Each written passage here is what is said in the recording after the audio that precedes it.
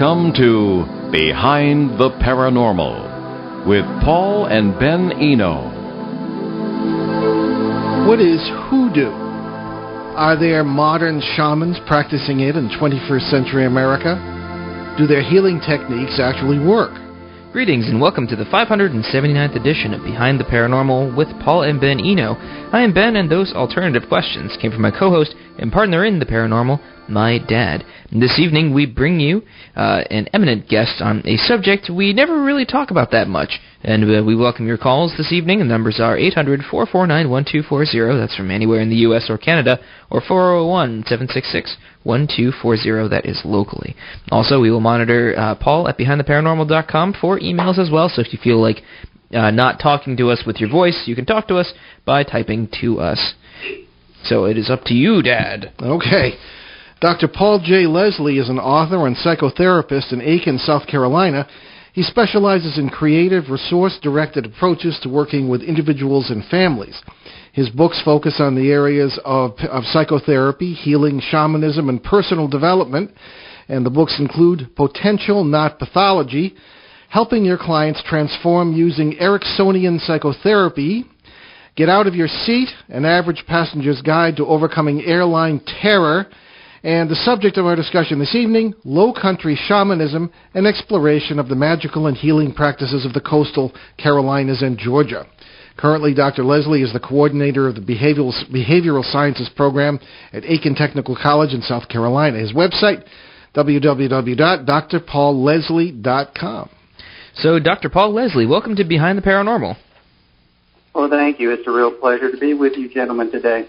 Oh, it's really nice to have you. So let's start from the bare basics here. So are there really shamans practicing in the American Southeast?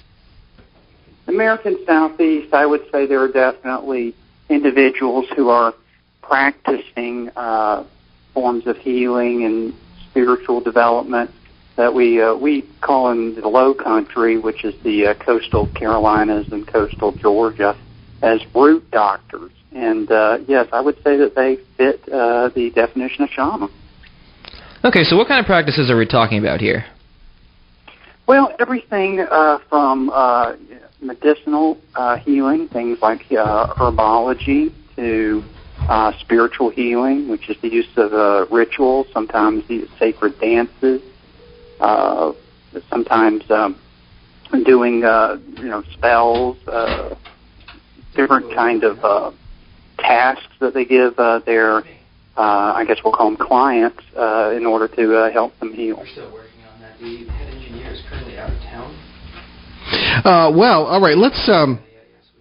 It's funny because you're bringing back memories in a way. Not that I've ever been a shaman in the Carolinas, but Ben's maternal grandfather is from an old South Carolina family. And there was an uncle of my wife's who sort of took a shine to this Yankee here, and he gave me a wonderful book on South Carolina legends and folklore. And that's what really drew us to you when you wrote to us about the show, was a very, very interesting sort of subject for us personally, especially. So what is the origin of the tradition that these people use? Well, the origin is actually West Central Africa. Many, many years ago, as we all know, when the slave trade came in and decimated good chunks of Africa, West Central Africa, particularly the Kingdom of Congo, was one of the most powerful kingdoms in Central Africa.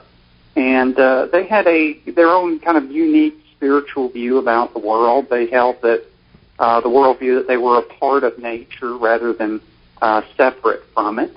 They viewed that this tradition, which hoodoo comes from, as a way to interact with the spirit world to obtain powers such as healing and protection. And when it came to the New World, particularly the coastal Carolinas and Georgia, a lot of the religious aspects had to disappear because the slaves were kind of forced into this Protestant religious worldview by their masters, and so they had to drop a lot of the religious components. However, the magical and healing parts they kind of held on to. So I look at hoodoo or conjure, and we call it in the Low Country sometimes root work, as a method of magic, but a medium also which the slaves historically used to endure oppression and gain protection and create a sense of hope.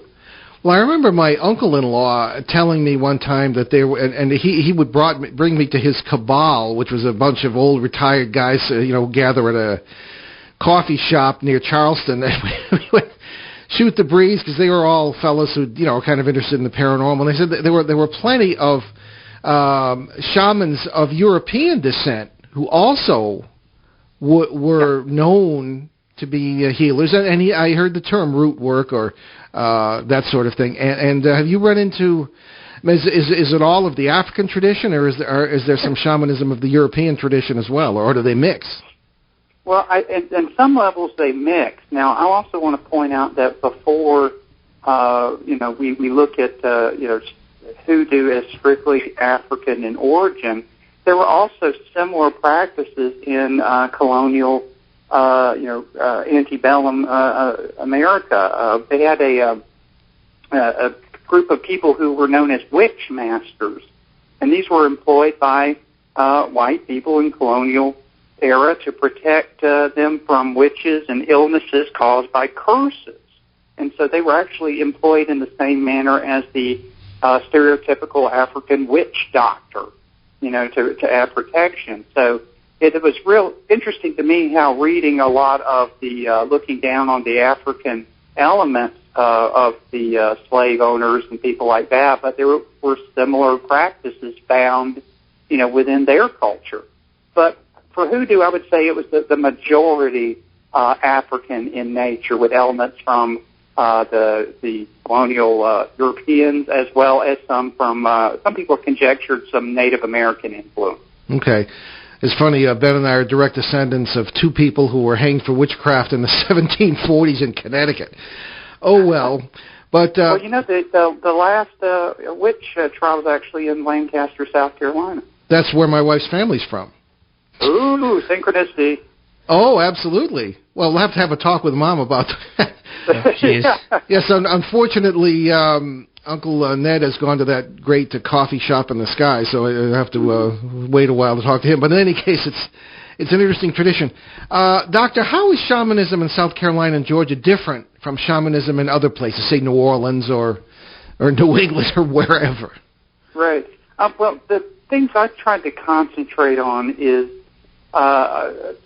the consistent similarity, because I found that there's not, at the conceptual level, there's not a lot of difference between most legitimate forms of shamanism. I based a lot on Eliade's work way back when, where he kind of wrote the book on what constitutes a shaman. Is that shaman spirits interact with spirits day to day, and they communicate with the spirit world, and they can be helpful to ward off evil. They can treat spiritual sickness. They can go into trance. All these kind of fortune-telling, divination stuff. So in practices, in the magic, not a lot. Now, you mentioned like New Orleans, voodoo with a V. I've been talking about voodoo with an H, but voodoo with a V is also a religion. They were able to hold on to some of the religious elements of the African tradition because, in Haiti and the Caribbean and then into Louisiana, that was primarily years and years back controlled by the French, who were Catholic. So the slaves were able to project a lot of their African deities onto different Catholic saints, angels, those kind of things, whereas in the Southeast, particularly the coastal areas, we have Baptists, and Baptists don't have saints and all these deities. We have Jesus and God, the Father, and that's it.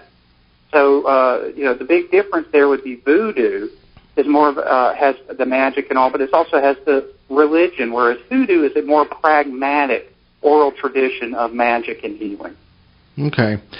Where would Santeria fit into all this? And for anyone who doesn't know, Santeria is a sort of it always struck me as a sort of composite religion made up of Christian elements or at least Roman Catholic elements and different aspects of what we've been talking about here. If I'm right about that, is that separate from this, or does that fit in with any of these traditions, or what?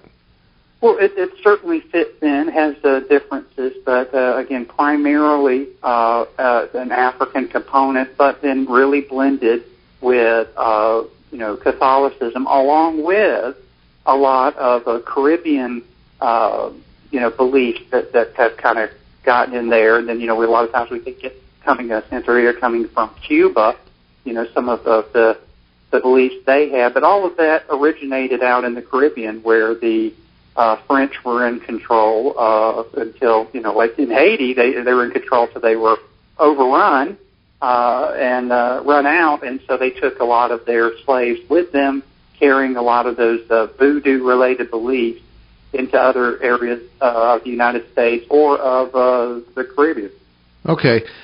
I've had some experience with shamans, albeit in Australia and Quebec, respectively, and the one in Australia particularly said whether it be healings or curses, they're really not going. And I was told I was very fortunate, because they usually don't talk to outsiders, but this was an odd circumstance. So they usually don't work unless you believe in them. So I said a lot of people who have other faiths, maybe won't be affected by these things. So the question is, have you found that the healings work, or sometimes, or any curses? Because I know there's some darkness with some of this stuff, not always. But what's your experience with whether or not what the shamans do for people or to people work? Well, let me just real quick put out, since we're talking about these acts, I think it was Michael Bell in 1980 wrote out. Michael Bell? What? He's a friend of mine. He's the Rhode Island State historian, if it's the same person. Oh, I'm not historian, a folklorist. Oh, well, it may be. He talked about different acts that voodoo people do, and he put them into, I think, 5 categories, and I'm just kind of pulling these off the top of my head, so forgive me if I get them a little twisted. But no, not at all. One would be a punitive act, so it's punishment. So doing punishment. I think one was the cause of a problem, curative acts, protection, and good fortune. Now, all of those, to answer your question, all of those type of spells, divination, all those things, yes, there has to be a strong component of belief involved, and not just belief on the person who's receiving, but I was told time and time again by root doctors who practice, they have to believe it. They have to have that intention, because if the person prescribing the act, the ritual, all that does not have the faith in it, then they feel that it will be worthless. Okay. No, that corresponds with what I heard. In your experience, have you dealt with people who have been or said they've been healed by a shaman, and if so, have these healings lasted? Well, I haven't.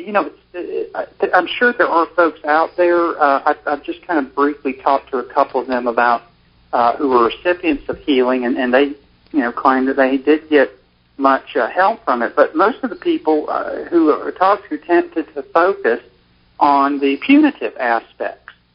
And I think that may be human nature. We're always going to look at the bad things rather than the good things. But it's funny, the first I ever heard about root doctors, and by the way, the root doctors essentially came from this idea that, when they were healing herbally, they would use a lot of roots and flowers, and then the term root became used as a talisman that would embody and express a magical spell. So when they were doing all these roots, we were talking about therapy setting. We were doing some supervision with some other therapists, and one kept talking about how she had a client who was suffering some severe anxiety because somebody had, quote, put the root on him. And I didn't know what the heck they were talking about. And so she finally told me, it's kind of like a type of, witchcraft. And so I kind of figured that the only way, if his belief was so strong, he would have to find somebody to even just to pretend that the root had been lifted, because it's just so intense. And so all we could do really is just direct him, you go find somebody who can take it off, because no amount of talk therapy is going to convince you that you're going to be fine. So this has quite a good bit of power, even if it's in just the mind of the person being affected. Mm-hmm. Well, I suppose that could be true for any aspect of medicine or practice. Or, if you don't believe it, it's not going to have any effect. I would say the placebo effect. That sort of thing. Yeah, I mean, to a certain extent, even medication. So I've read to a certain extent, depending on the situation. In any case, I had read that placebos outperform most medicines, by the way. Indeed, so have I. It's true. Irony. What are these shamans like as people? Or is there any one description you can use for all of them or most of them? Well, I hate to generalize. Yes, indeed. Because they're just so different. I mean, people... Now, let me just differentiate. There are people who practice, and there are people who assume the mantle of the hoodoo doctor or the root doctor. So the actual doctors, the spiritual guides, because I believe these people basically took the missing element of the African priest in, when they came to the New World. In today's world, they take the world of the spiritual guides. Sometimes people go to them for psychic reading, sometimes for, these kind of energetic related healings. Most of them I have met are fairly humble people, and which kind of surprised me. And I guess my stereotypical prejudice was I was expecting to find some more, I hate to use this term, but devious personalities. But most all of the people most all of them I met were actually good, nice folks who were just wanting to help others. Okay. Well, there we are, I suppose. I have heard, and you can tell me whether you've heard the same thing, that there is the occasional doctor with an MD who has been through medical school, a standard doctor, who will embrace at times some or all of the practices of shaman. Not necessarily in this country so much, but I've heard, there are different parts of the world where that may be true. Have you run into that in any number, or is it true? Or well, I personally have not read too much interaction in my area. There have been a lot of research here and there about folk beliefs, and I do remember reading and actually talked to a gentleman at a convention I attended where I presented on this topic, and he was telling me that in upstate South Carolina years ago, late 70s maybe, that they brought in with all the different folk healers a root doctor to kind of learn how I can't remember, it could be a she, but they're interchangeable in a lot of ways here, but what their techniques were and that kind of thing, because they wanted to kind of have a balanced view of what, members of the population believed in, and hopefully that could be used to help facilitate, an understanding of the cross-cultural implications of this diagnostic and treatment. So how does one actually become a shaman? Because I know in this society it's very easy to read like a how-to guide or whatever to do whatever. I'm pretty sure you don't just sit down and read a bunch of books and then say, all right, well, I guess I'm a shaman now. So what's the real training? What's the preparation by these people? Well, this is an excellent question, because it does seem to be a lot of things. If you go on the internet and put shaman training, a lot of folks are claiming to be shaman, and if you go to their $3,000 2-week course or whatever, you could be a shaman too. But I have a colleague who traveled the world and studied with all different shaman, including the Kalahari, which is one of the oldest living traditions. Almost the Bushman, yeah. And he has some very definite answers about shamanism, and all of it is that you have to go through an ordeal. There's an ordeal. There's not a seminar admission. It is, it either happens spontaneously or you have to go through a lot of struggle. Now, in my area of the Low Country, I found some similarities between other shaman cultures, like in Siberia, the Buryat, which is in southern Siberia. If lightning strikes at a certain time when a baby is being born, they say, well, that baby is destined to be a shaman. I found that to be true with a lot of the research I've done. The Yurok in northern Siberia said if the baby is born with the caul covering their face, then that is a sign of a shaman, and that is very much one of the signs of a shaman. So it's a gift given from the spirit world rather than something you pay for. It seems almost cultural too. Yeah. That's just pretty much what I've gathered from most of our conversation so far. There do seem to be similarities. Yeah, I mean there's similarities. Commonality. Yeah, that's what I mean. It's sort of like a weird unconscious cultural decision. Yeah, Jung would call it, they're tapped into that collective unconscious, ideal, and so I can see that. Well, I've known several shaman, but the two I knew best were, as I say, in Australia and Quebec, respectively, in two opposite ends of the planet. And they stressed two things to me. They were both educated people, in our sense of the term, as well as being shaman. One is that what you see is not necessarily what you get. In other words, the terms they often use are symbolic. They had a real sense of what we might call the quantum multiverse, or, depending upon the quantum hologram, that kind of thing. And the one in Australia said, and I was just starting to think about this in the late 70s, and I was in Australia on the line of duty, and he said, you're on the right track. So that's what we really do. We talk about the spirits and everything else, and, that's the idea. But we go from different worlds to other worlds and bring back what people need. That kind of, and we make the worlds one. I mean, the guy's talking about collapse of the wave function, for heaven's sake. Right. Like the physicist would. It was amazing. And the one in Quebec, same thing. He was telling me about somebody who went into another world and brought back somebody who died here and hadn't died there, and here he was standing in front of everybody again. And that sort of stuff. So, but this leads in, and I want to get into this after the break, so we have a break in about 4 minutes. But start getting into, what is really going on here.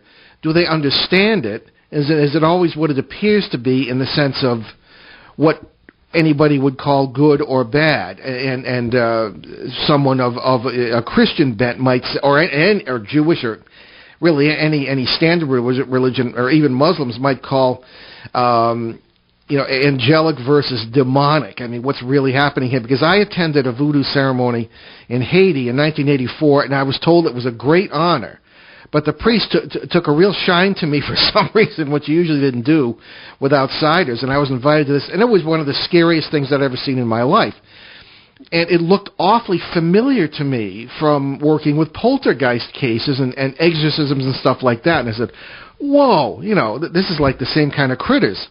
So anyway, but before we get to that, and before we get to our break, I just I had one question on my list here that I wanted to ask you, Doctor, and that's about rural versus urban shamanism, and that's because of my number 2 point that these two guys told me, which was that the kind of shamanism you practice, or even the kind of religion and the things you believe, really springs from the land, and they really emphasized a connection between the shaman and the people and the land. And I harked back almost to the Arthurian legend from Europe, wherein the monarch is identified with the land. And even when we have a couple of titled relatives in England, and one is an earl, and he is known as Lord Devon, because that's the county. The family was, 600 years they off and on they held that title, but it's almost like he's equated with the county of Devon. And I saw that in the shamanic world as well. I mean, so what is the connection between the land and the shaman in the tradition of the southeast that we've been discussing this evening? I know it's a weird question, but Yeah, and I'll try to make it quick because I know we're getting close to a break. Yeah, well, it's not a hard break. Yeah, okay. The idea of the land of nature, that harkens back to Africa in that everything had a spirit in it.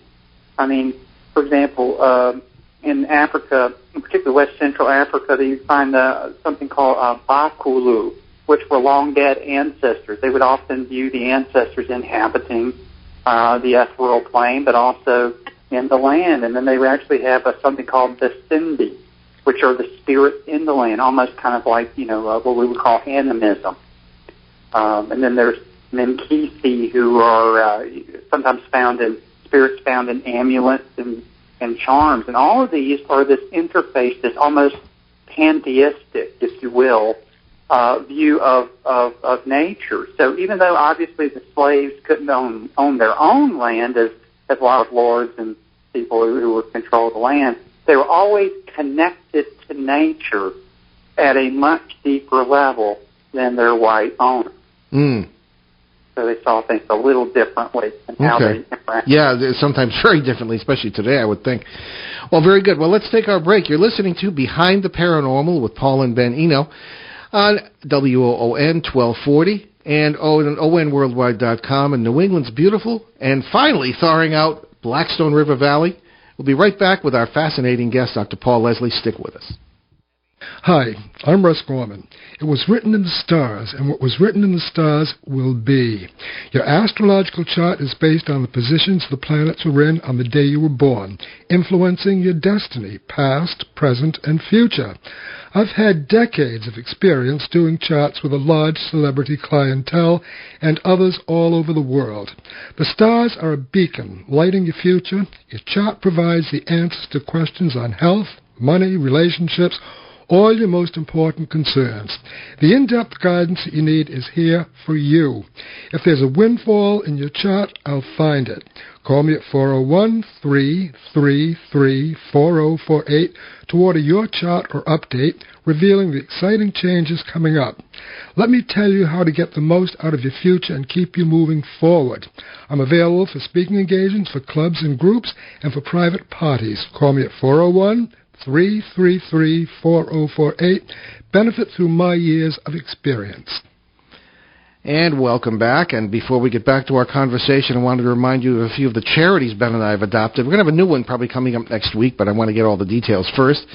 Certainly, USACares.org, doing wonderful things financially for the heroes who have fought in the war against terror in the last, since 9/11. Also locally here in northern Rhode Island, and all of Rhode Island actually, BuildersHelpingHeroes.org, a great organization that is a subsidiary of the Rhode Island Builders Association, nonprofit group, and they actually built a house in Burrillville, Rhode Island, in our local listening area here in 2013. Did a wonderful job, and absolutely free of charge to the hero who had for a Marine who had lost both his legs in Afghanistan, and it was a very happy ending to that story, as much as it could be. And also, on the civilian level, certainly a youth mentoring connection in Los Angeles. Tony Larray out there doing a fantastic job using ancient wisdom of the best sort that I suppose that we're even talking about this evening to help at-risk youth. And Tony's doing a great job out there, and I understand he's expanding into New Orleans soon, also involved in Peru and other areas where they're going to adopt his techniques to help at-risk youth. Youthmentoring.org, a terrific job out there that Tony is doing. So let's try and support these charities. Also, Canadian Veterans Advocacy for our cousins to the north who have been with us in Afghanistan all along and doing great things for UN peacekeeping, and a lot of very brave veterans there in Canada have been wounded as well. So let's check out CanadianVeteransAdvocacy.org. Okay, let's get back to our great conversation with Dr. Paul Leslie. And I'll give you our numbers again. I always forget to do that. I only do it once, and nobody says that they remember them. So it's 800-449-1240 from anywhere in the U.S. or Canada, and locally 401-766-1240 here in the northern Rhode Island, Boston, Providence area. Give us a call on that line as well. So, Dr. Leslie, let's get into some of the depth here about what is actually happening. Let's start, I suppose, with my experience, which has not been good with a lot of this. Not necessarily shamanism as such, but with people who have been involved in some negative aspects of it. Have you ever run into someone who has come to you, say, as a patient, or has come to someone else for psychological help in any way, who has been affected negatively by what was supposed to have been a healing or even a curse or something of this kind? Has that crossed your path at all? Me personally, no. And the only other time was the one I had mentioned right before the break about hearing someone else's case. I have only had one other instance of anything of a paranormal issue where a woman who was having anxiety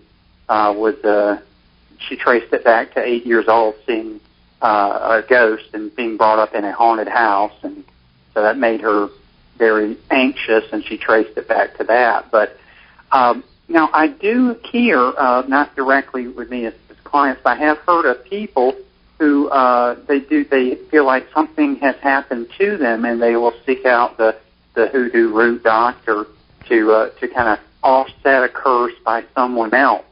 But as far as people coming to therapy, number one, I have found, and it's so funny to me, I have found that they will go to the root doctor, they'll go to the psychic, they'll go to their priest, they'll go to their friend, they'll go to their doctor, and then when all that fails, then they'll come to the therapist. You know? So it's the whole stigma about therapy, but I could do probably a couple hours on that. Sure. No, certainly understand. No, I mean, I've seen that thing happen, sort of thing happen again and again. Yeah, I worked in as a student and as a seminary student and as a graduate student in psychology. I worked in a couple of psychiatric wards back when there were more inpatients than there are today. And no, it's very true. It was often the last resort, and perhaps it should have been the first or one of the first anyway. Right. Let's get back to the actual practices themselves.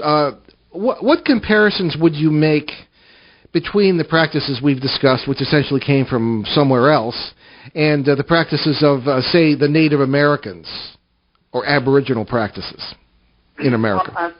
I would not be 100% qualified to talk about the Native American practices, so I want to make that disclaimer before I go ahead and talk about the Native Americans. Oh, certainly, yeah, okay. Yeah. But what I found, and again in my research and discussions with people, is, and I won't limit this just to Native Americans and shamans as a whole.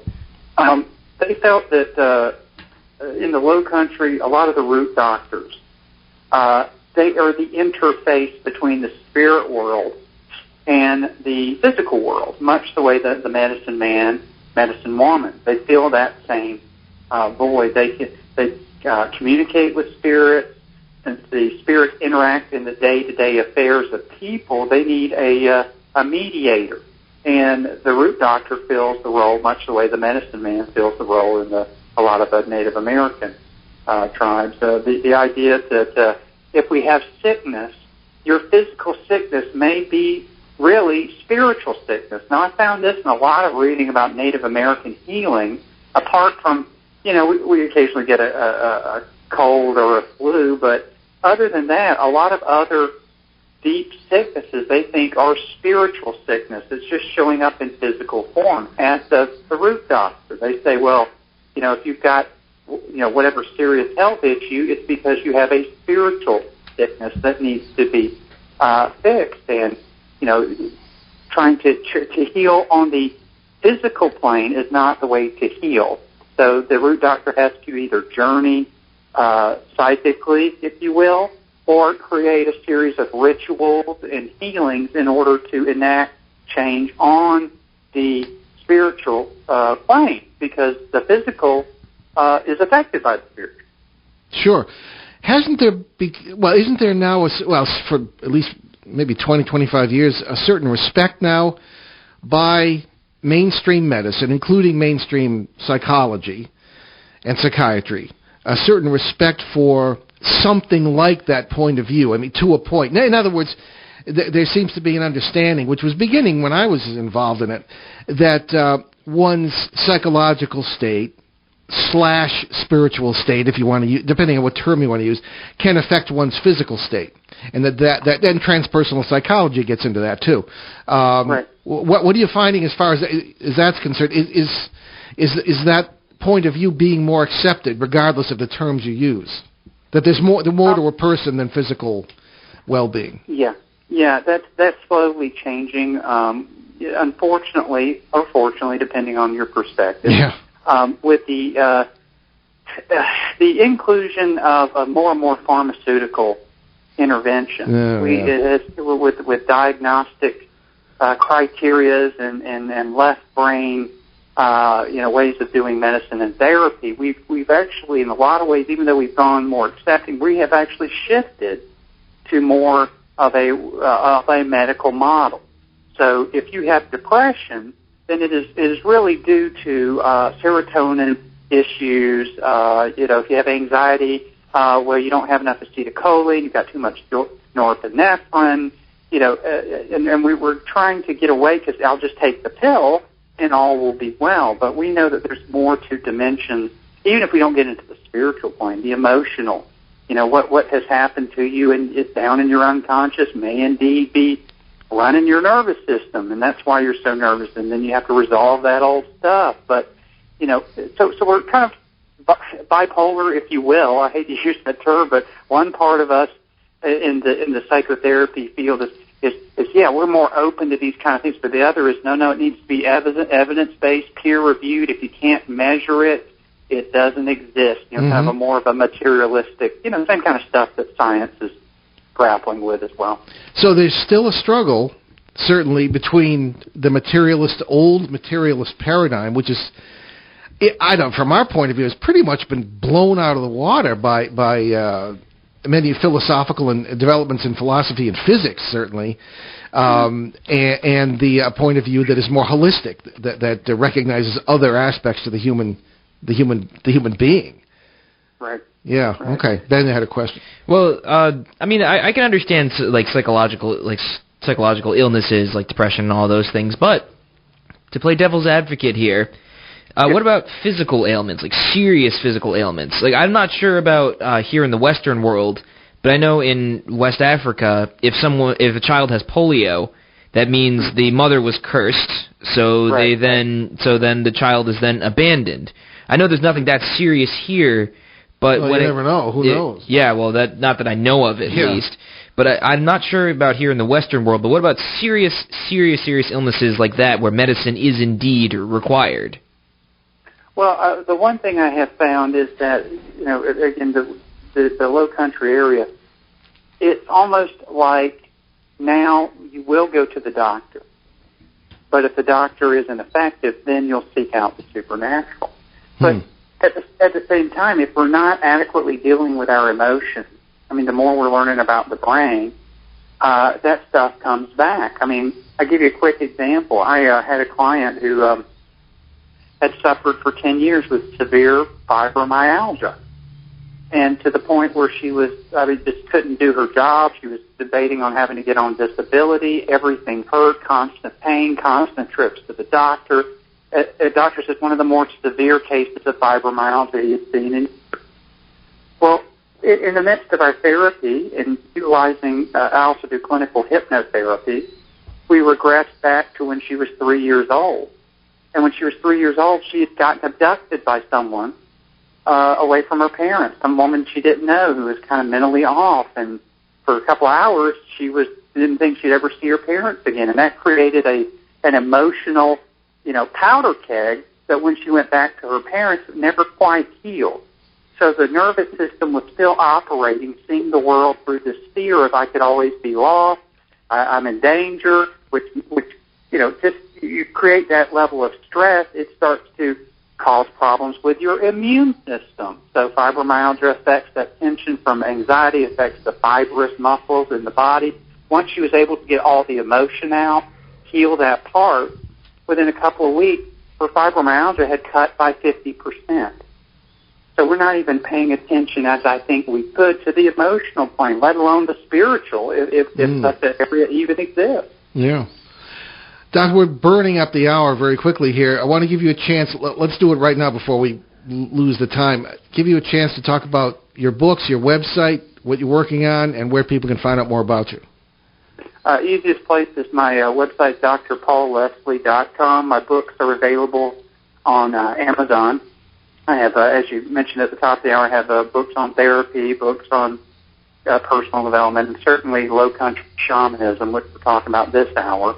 And, check there for my blog. My most of my writings are actually more about therapy, but, some changes, my new, kind of odd interest. You don't know where that's going to take me. Well, I may read the one on flying. I love flying. It's airplanes I can't stand, so maybe I'll read your book on that.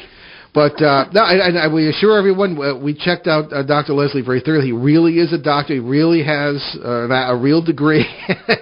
He's a good writer, and so we encourage you to check him out. You wouldn't believe the people who want to be on the show who have mail-order degrees, and they're really not. And you have to be careful of that kind of thing. Yeah, it's so easy to just write into like a website and be like, I'd like a doctorate, please. Well, exactly. Yeah, if you can afford it. Yeah, right. So, Doctor, now you don't practice this, but do your colleagues think you're wasting your time or look askance at your work in the folklore field in this way, or did they understand the value of it? Yes to all the above. Yeah, okay. Again, that's difficult to generalize, yeah. Yeah. It's interesting. A couple of weeks ago, I presented at the South Carolina Counseling Association conference, and, when I usually do presentations, it's on everything from, resource-directed therapy, hypnosis, all these things that I normally do. But I said this year I'm going to do something different. So I had done this research, and I gave a presentation on what I called hoodoo therapy, what I learned about psychotherapy from studying low country root doctors. And they put it at the last day, at the latest hour. And if you've ever been to continuing education, you know that, toward the end of the, people get burned out. They kind of, whatever, I'm going to hit the bar early. Well, I had a packed house. And I think, number one, it was just something so different. Number two, just mentioning these kind of different spiritual beliefs, it brings people out. Even people that, I don't really believe in any of that stuff, but you're here. Yeah. You're interested, So it went over very well, too. So there is support. Well, you'll appreciate this because on several occasions, not for a long time now, but I have addressed groups of psychiatrists on the subject of the paranormal, because I've had many of them tell me privately that that I'm more skeptical than they are, because they tend to run into this very often in some form. And I said that, when I was working in psych wards, I would very often get the impression that particularly people who have been diagnosed with schizophrenia or psychoses such as, the multiple personality thing, dissociative identity disorder, that kind of thing, were in some cases, I just got the impression that they were experiencing, real worlds that we weren't somehow, and it wasn't necessarily some sort of imbalance or chemical mix-up or whatever. And I would, in the audience, you could see the eyes turning red and the steam coming out of the ears, Right. But a number of them came up to me privately at the end, or after the lecture, and said, it's funny, I have often had the same impression, but if I said that, I'd lose my job. Right. So there are a lot of politics and a sort of medical, political correctness and this sort of thing, at least in some cases. So perhaps you and I, in a funny way, have had similar experiences in that vein. Yeah, it sounds like that. Although, like I say, I think part of the community is becoming more open to things. I mean, just that, like prescribing mindfulness meditation. Mm-hmm. I mean, that is the new thing now, and the research shows how much mindfulness meditation, basically Buddhist meditation, can help heal the brain. Now, 20 years ago, that wouldn't even gotten started. I mean, that just wasn't a viable thing that the majority of people would incorporate into their therapy or treatment. So I think it's changing, but it is a lot easier when you're getting funding and things like that to have your numbers, because I can't measure therapeutic outcomes of a lot of these things that we're talking about. So that's an issue. Do you think, or well, have you ever run into, or know anyone that has run into any backlash from the big pharmaceutical companies when they hear about all these new homeopathic methods?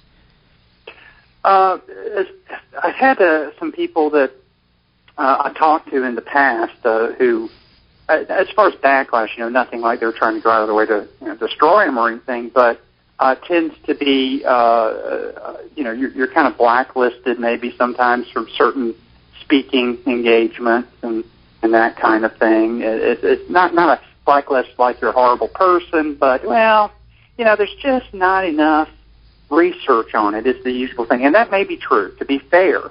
But then, research gets funded based on the whims of, a lot of times, the people who control the purse strings. So if they're just not at all interested in, different types of treatment, then that's a lot of times may or may not get the funding. I feel like research for the psychological field, or at least from what I've noticed, from a little I know of it, or what I took in college at least, it's very hard to do research on psychological topics, mostly because it doesn't fit the modern scientific method. Because it's extremely, extremely hard, especially with emotional issues, that is, to repeat certain things. I mean, look at Freud. Most of his observations just make zero sense today. Mm-hmm. Well, I would disagree with that last comment about make zero sense. I would say 30%. Okay, that works. Well, I see the point that many people of a scientific mind would have. I mean, there is great value to disciplined thinking and peer review. And you don't have that in paranormal research, really. I mean, and perhaps knowing some of the peers, it's a good thing. But it's a matter of a lack of disciplined thinking and peer review in the sense of sharing information and having it reviewed by others. You don't often see that. Whenever I hear the term independent researcher, which is a common term among our crowd, I suppose, including ourselves, I suppose, that can be a red flag for anyone of a disciplined mind. And, I can almost understand that. But on the other hand, being closed-minded to new ideas is not in the best tradition of science, in my opinion. That's true. I just, as someone who's an observer, I'd like to see a different scientific method, or an updated version of it. Yes, one that is specifically perhaps, for the human sciences. Exactly. Right. Yeah. What say you, Dr. Leslie? Well, I'd say when we're measuring outcomes, like with client doing therapy outcomes, that's easy to measure.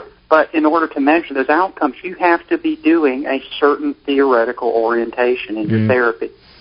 Yes. And the best, if not most of the times I've knocked it out of the ballpark, sometimes things just popped in my head.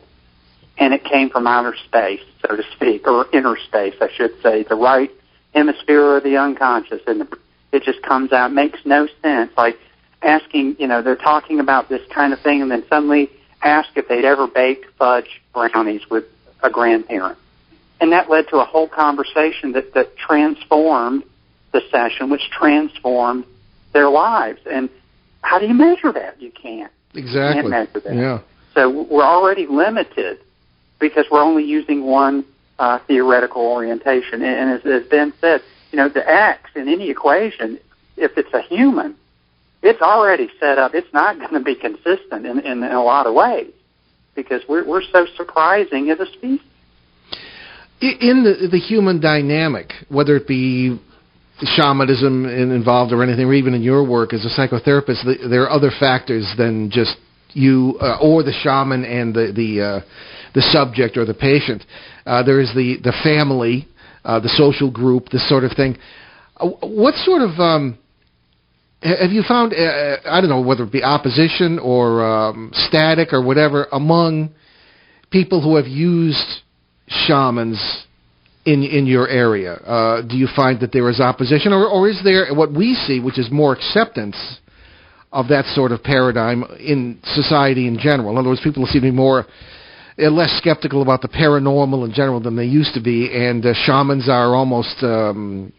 the way people talk about them in general seems to be with some respect and this sort of thing. Are you finding that, and what is the effect on the person who is the recipient of the services, so to speak? Yeah, I would also, as answering that, and just, I'm in the Southeast, so there's always been more of a conservative element here. And, if I was in California and say, I went to my shaman today to heal me, there may be more of an acceptance. Yeah, night and day. Now, exactly. Now you may get the nodding, but then, turning the head with the roll. Boy, she went to see her shaman, know. So it's still, I don't want to say it's a taboo, but it's definitely not looked upon with the openness of other parts of the country, which I think why the conjure, hoodoo, root work tradition is so hidden down here. Well, that's true. Well, New England as well is very. People think of us as lunatic liberals here, but that's only the politics. I mean, there is still a certain reserve and skepticism and conservatism of thought that is still very much entrenched here, I think. So people wouldn't often, whereas in California, where we have many good friends and many listeners, people routinely would talk about their last trip to their psychic. Very often here, there was a certain reticence about that. So we know what you mean. Whether the flavor is exactly the same, I don't know. But there is a certain reticence here, and perhaps it is the East Coast, and perhaps it gets a little more open in that sense as you go west. But again, we stress the caution that we might want to mention for people who would attempt to use these services, and what would you say about that? How if you knew of someone who was considering using the services of a shaman, what would your advice be? Whether caution or whatever. Oh yeah, I caution, and it's one thing to approach with an open mind, but not so open that your brain falls out. Exactly. So, well put. If it's going to be something that you're being asked to do things that are against your value system, that might not be the person for you. And that's with any type of authority figure.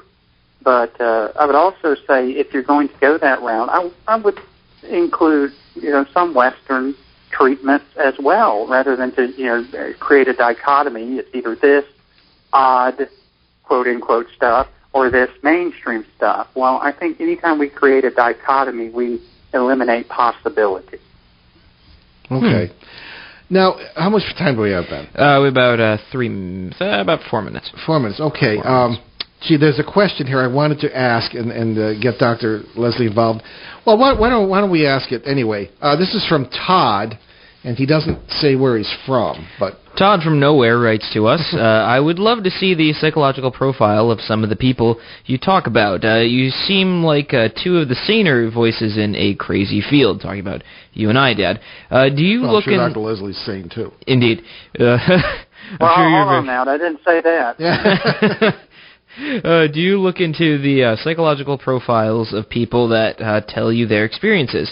Do you find that the same personality types have paranormal things happen to them? Well, we'll leave that for the next open line show, the last point, but I was curious about the question about the sort of psychological profile. Doctor, do you find that there is a similar type of person who consults shaman in your vicinity, at least? A similar type of person who consults? Similar personality types, or is it any kind of sort of variety? I would open it up to where we have a big cultural difference too. I mean, you will find more African Americans entertaining the root doctor than Caucasian. Okay. You might have more Hispanics open to working with a root doctor than Asian. All right. So I think there's a cultural element there, but just being open-minded and just being willing to accept possibilities, I would say. Okay, good.